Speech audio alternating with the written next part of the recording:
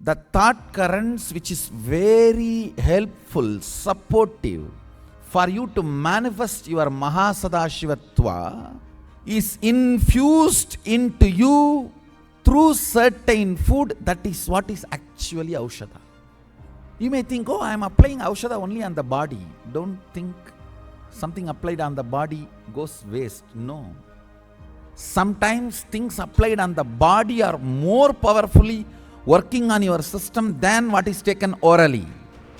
Because your skin absorbs, takes it to the core of your being. Your stomach can just push it out without taking it to the core of your being, some things.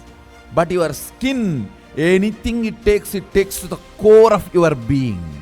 Join the live celebrations of the Kailasas in Navaratri 2025. Subscribe to this channel